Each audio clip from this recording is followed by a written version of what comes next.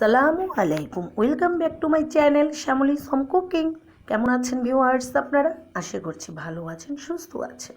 Viewers, আজ আমি আপনাদের কাছে নিয়ে এসেছি খুব সুস্বাদু একটি রেসিপি এবং অনেকেরই খুব পছন্দনীয়। সেটি হচ্ছে পচা বেলে মাছ বা নরম বেলে মাছের ঘন্টা।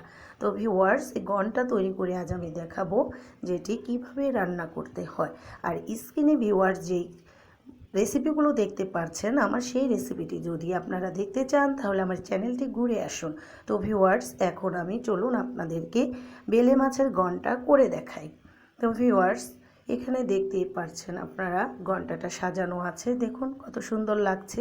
আর এই সুন্দর ঘন্টাটা আমি কিভাবে তৈরি করি তা দেখাচ্ছি। ভিউয়ার্স, এখানে আমি 3-4টি বেলে মাছ সিদ্ধ করে নিয়েছি, আগে থেকে ধুয়ে ভালোভাবে পরিষ্কার করে নিয়ে। আর মাছগুলো ছিল নরম। এবার এই মাছগুলো থেকে আমি কাটা ছাড়িয়ে নিচ্ছি। কাটা থেকে মাছগুলো ছাড়িয়ে অন্য পাত্রে রেখে দিব। সবগুলো এক এক করে সবগুলো মাছ বেছে নিব এইভাবে ভিউয়ার্স, সেদ্ধ করা মাছগুলো। এবারে ভিউয়ার্স, আমি সবগুলো কাটা ছাড়িয়ে মাছ নিয়ে নিয়েছি, দেখুন।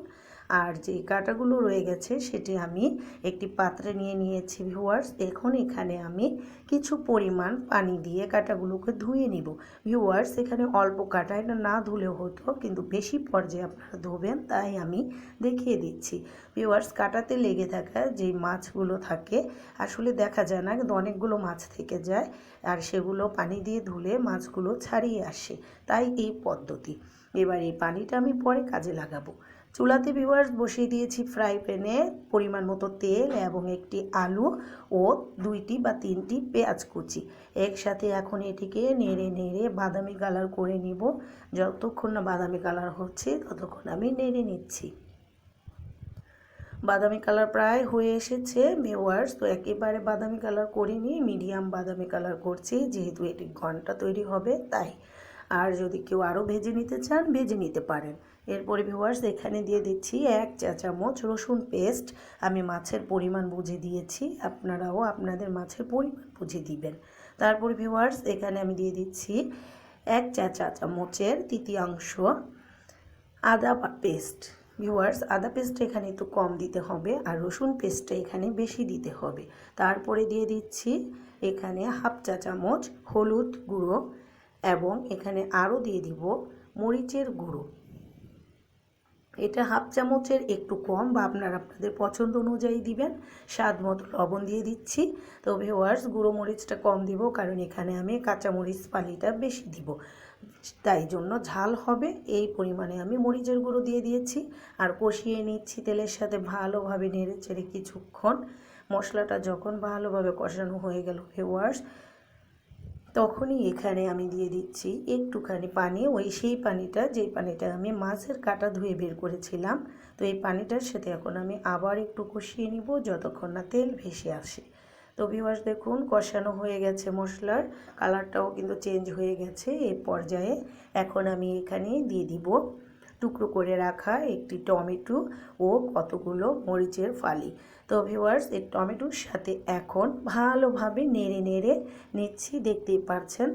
তারপরে কষিয়ে নিচ্ছি একটুখানি। আর কষানো হয়ে গেলে তখনই এখানে আমি দিয়ে দিচ্ছি কাটা ছাড়ানো সেই মাছ। এবার মাছগুলো দিয়ে দিচ্ছি, এখানে কোনো কাটা নেই কিন্তু ভিউয়ার্স, বাচ্চারাও খেতে পারে ঝাল কম দিলে। তো এখন এটিকে ভালোভাবে মাছের সাথে মশলা, আলু, পেঁয়াজ সব কিছু একসাথে অনেকক্ষণ নেড়ে নেড়ে মিশিয়ে নিব, এবং চুলার আঁচ পাইয়ে এটিকে ঘন্টা তৈরি হবে। আর যদি এখানে একটু পানি প্রয়োজন হয় দিয়ে দিবেন, আমিও দিয়ে দিয়েছি, কারণ মাছের সাথে মশলার সাথে একটু মিলেমিশে একাকার হয়ে এটি রান্না করতে সময় লাগবে। তারপরে এটিকে আমি কিছুক্ষণের জন্য ঢেকে দিচ্ছি ভিউয়ার্স। আবার ফিরে এসেছি ভিউয়ার্স একটু পরেই, এই 3-4 মিনিট পর। তো অফ ক্যামেরায় আমি আরও একবার নেড়ে দিয়েছিলাম, নয়তো তলানিতে লেগে যেতে পারে। এখন ভিউয়ার্স, ভালোভাবে এপাশ ওপাশ করে নাড়তে নাড়তে আমি সম্পূর্ণ পানিটাকে শুকিয়ে নিব। যতক্ষণ নাকি এটিতে তেল ভেসে আসবে তখনই কিন্তু ঘন্টাটা নামিয়ে নিব, এবং দেখে নিব লবণটা ঠিক আছে কিনা। আর নামানোর আগে ভিউয়ার্স দিয়ে দিব ধনিয়া পাতা কুচি। ধনিয়া পাতা কুচিটি ভিউয়ার্স দিয়ে দিয়েছি। এবার এটিকে ভালোভাবে নেড়ে চেড়ে নিচ্ছি একটুখানি। আর ধনিয়া পাতাটা দেওয়ার পর বেশি জাল পাওয়ানো যাবে না ভিউয়ার্স, তাহলে ধনিয়া পাতার কালারটা কিন্তু নষ্ট হয়ে যায়।